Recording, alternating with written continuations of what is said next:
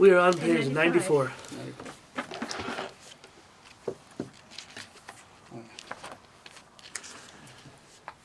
The Torah of Rabbeinu Avraham is very much like the Torah of his father, Rabbeinu Moshe, and that is a Torah of balance.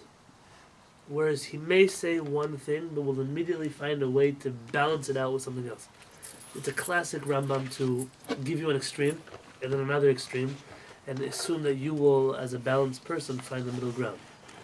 Which is why you can't always use the Rambam to prove something. Not very often people throw Rambams at me. You have to. I want to see it in context, because they'll quote an extreme that the Rambam mentions, but it's not the Rambam saying that's what you should do, but rather it's an extreme that exists. The Rabbeinu Avraham just finished telling us that a person must be calm, must be patient, all kinds of things, but that one shouldn't do that when it comes to serving Hashem. One should be zealous. One should be passionate. Whereas that's true,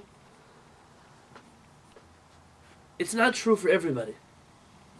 He mentioned many people throughout the Tanakh, people in the Talmud. On page 94, we're going to talk about circumstances that determine whether or not you should be zealous or not. Uvchen, therefore, Mi shehu rachok melichpot chovot haTorah al zulato. If somebody is unable, unqualified, that's not the word they're saying, unable to enforce the passions, the zealotry of Hashem on other people, for two reasons. It could be that he's not qualified in such endeavors. He lacks qualification. What would make one qualified? I'd assume a certain self-religiosity before you could preach to other people. I'd assume a certain amount of training in the areas of HaKadosh Baruch Hu. You can't. There's been this nice upsurge of if you know an Aleph, teach an Aleph. There's been a lot of this discussion, and that's true. If you know an Aleph, teach an Aleph, but don't think that you are the teacher of the whole Aleph bit. We have people who know a little bit, so they teach a little bit, but they think that they're experts in something, which they're very far from being an expert in something. I'm not sure if it has done more good than it has done harm. It's like putting the stumbling block before the blind in a way. Yes, of course. And in a more subtle way, but you also don't know who to trust anymore with information. Who is a reliable source of information and who isn't?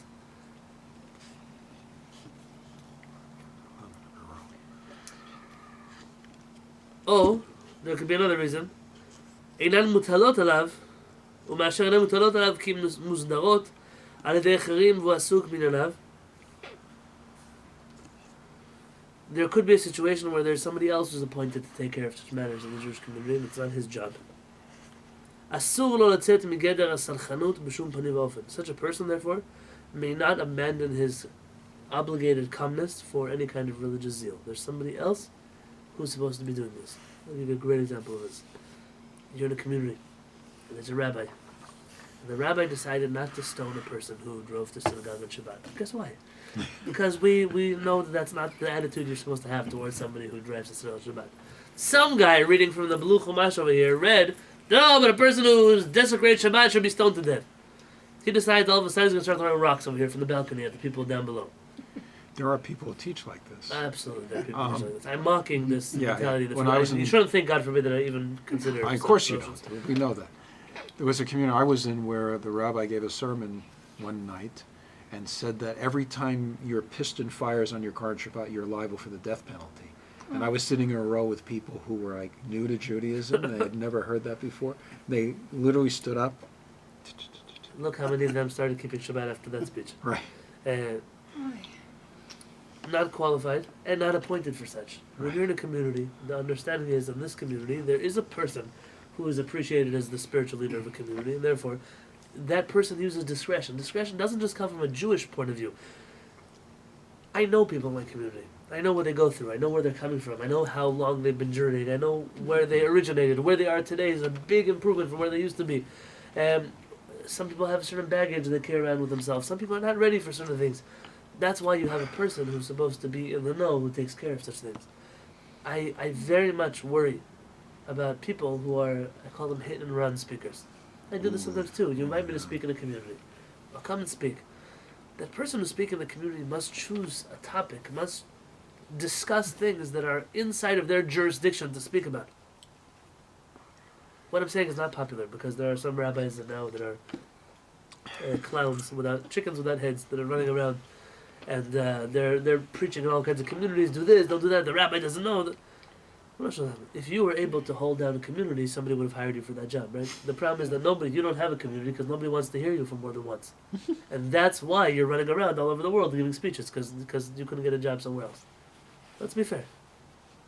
It's much harder to be the person who shows up every day and speaks every day and teaches every day and is responsible not just for that one-time Friday night sermon, but is responsible for everything. I'm not self-praising. Here we're a small community. The rabbis around the world that deal with their communities, the trust that I put in them are they are serving in a position. They were appointed to oversee the religious matters in their communities. If they're doing something wrong, it's their responsibility. But you wouldn't go right now, open up your own court over here and start ruling. And there's a San Diego court district. There are lawyers, there are judges, there are laws. Why all of a sudden you're coming and you know better and you know more? It doesn't work that way. If I'm not appointed as such, there were many times that I've been in other communities and I see something that isn't okay. Why didn't you stand up and say something? What do you mean, why didn't I stand up and say something? There's a rabbi in this community. I'm assuming he knows the halakha. I'm assuming he knows Torah. If I want to have a conversation with a rabbi, that would be a nice thing to do. But to stand up and protest, what kind of zeal is that? That's not zeal. You're not allowed to reach such a situation. What happened to calmness? It says, either you're not qualified or you're not appointed. Worse is the one who's not qualified and not appointed. My father recently was in a debate. It's not a debate. You have to be of equal intelligence to be able to debate somebody. There's a rabbi who puts out a lot of YouTube videos. He's a student of another famous rabbi who puts out a lot of YouTube videos. And they were recently engaged in a heated debate. And this rabbi told my father that he has no qualifications to be a rabbi. He doesn't study to be a rabbi. And then his rabbi also didn't ever study to be a rabbi. So what makes him a rabbi? He's a self-proclaimed rabbi. So how do you use the title rabbi? He says, anybody who teaches Torah is a rabbi. That was his answer. And he tells my father, and because you don't recognize such a thing to be true, clearly you have never studied a page of Talmud in your life. Now, of all the people in the world to accuse of never studying a page of Talmud, he picked the wrong guy. Yeah, sure they did. Picked the wrong guy. But this led me to How many years of where am I standing in a place where someone tells you, I don't have to have any qualifications. I don't have to have any credentials, and I wasn't appointed by anybody. It's a postmodern disease. It's It's like Facebook. Anyone's opinion is equal to anyone else's. Very The good. lack of hierarchy. Very good. I tell this to people a lot. You know why you're not the Prime Minister of Israel? There's a reason for it. Yeah, you might not like the Prime Minister of Israel. He might not be your friend or your cup of tea, but guess what? Half this country or more voted for him. The reason? Because he's qualified for the job, according to half this country. You didn't even get half a vote. Nobody put your name in the ballot. A little bit of where my place in the world is. A little bit. People sometimes Golda Meir once told whichever American president was in her career, he said, Golda, you just don't know what it's like to have a country with however many million people are in this country. He said, no, sir, you don't know what it's like to run a country of 5 million prime ministers. This is a problem. You sometimes have communities where there are 500 rabbis in the community, or they think they are. Yeah. If the rabbi would tell the doctor that he knows more about medicine than he would be enraged. Yeah. But the doctor to tell the rabbi that he knows more about Judaism than the rabbi does, because he read a blog somewhere. And he saw an article somewhere in the Jerusalem Post. I read a couple of those. This makes you now the expert. A little bit of order. The Rebbe is right. Order in the world. There has to be order. We're appointed for certain things. There was a famous story with Rav Kook. Rav Kook was once in a community, and the Eruv went down on Shabbat. And the community can tell the rabbi, the Eruv went down. The rabbi looked at the Eruv, he looked in his books, and he ruled in front of the whole community, don't worry, the Eruv is still kosher. This is not something that nullifies the Eruv. So you can carry on Shabbat. They all carried on Shabbat. After Shabbat, Rav Kook went to the rabbi and showed him in the Talmud that he had made a mistake. That the Eruv was invalid, and everybody who carried on Shabbat did something wrong.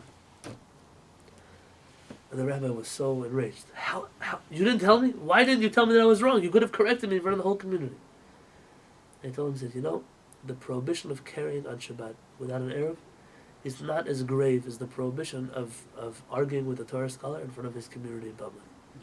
They said it was better for them to carry on your orders than for me to tell you that it's not kosher and cause their rabbi to look like he was mistaken.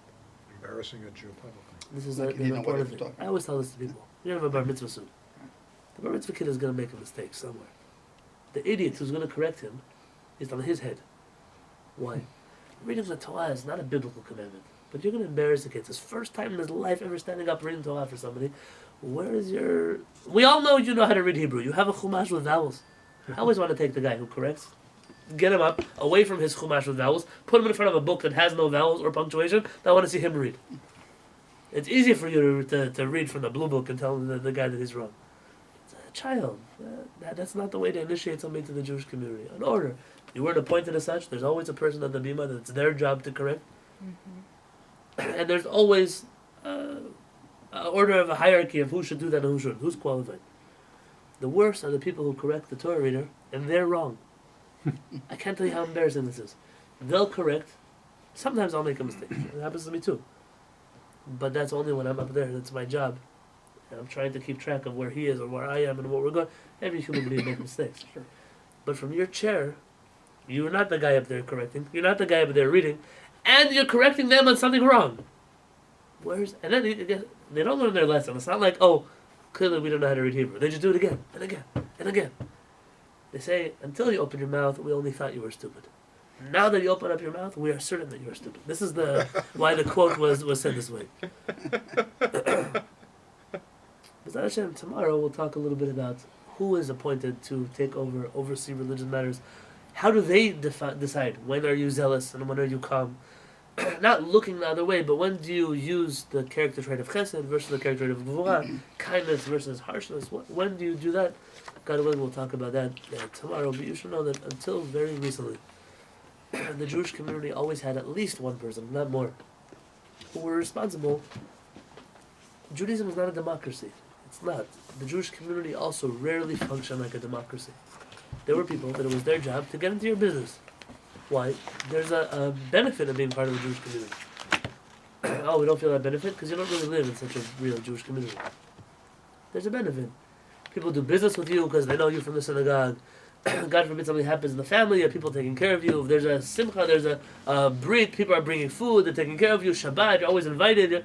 The person is down on their luck, you're always going to have the community take care of them. There's a benefit to being in the community. Part of that benefit is subscribing to certain communal order that exists in the community. You can scream all you want about how much you pay taxes, but if you don't want to pay taxes, so don't drive on the public roads, don't use any public services, don't allow them to pick up your garbage, you find the way to get rid of it. They pump your own water from a well that on your own land that you own, and assume that the rights to the water are yours. Sure, you could decide to, I don't want you to get involved in my business, but so long as you are taking, you also have to be giving. And there used to be in a community, for example, in yeshiva, you always have a Rosh Yeshiva, the one who teaches. And the assistant to the Rosh Yeshiva is someone called a Mashgiach Ruchani. He's not the one who checks the lettuce for vegetables. He's a spiritual Mashgiach, a spiritual supervisor. His job is, the guys are sleeping in late, they're not showing up to class on time, he sees that their parents maybe are getting divorced, they need some extra attention, he sees that perhaps the roommates are getting... It's his job as a rabbi to call in people, to talk with them, to provide counsel, not formal, informal guidance.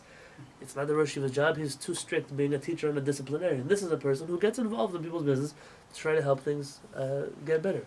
It's this person who could tell the Rosh Yeshiva, even if this person misses all the prayer services and they never show up to class, I don't recommend you throwing him out of the yeshiva, because I'm still in conversation with him. It could be the person, the Rosh Yeshiva's star pupil. The Mashgiach will say, I don't think this person should stay in the yeshiva. He's a bad influence on other students, and he'll go.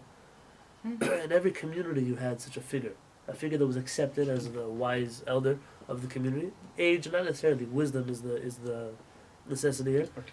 And a person who really took care. It was there for the good things, for the bad things, for the uncomfortable things. B'ezrat Hashem, if we read more tomorrow, you'll understand a little more of what we're talking about. But it was a good model, and it should come back.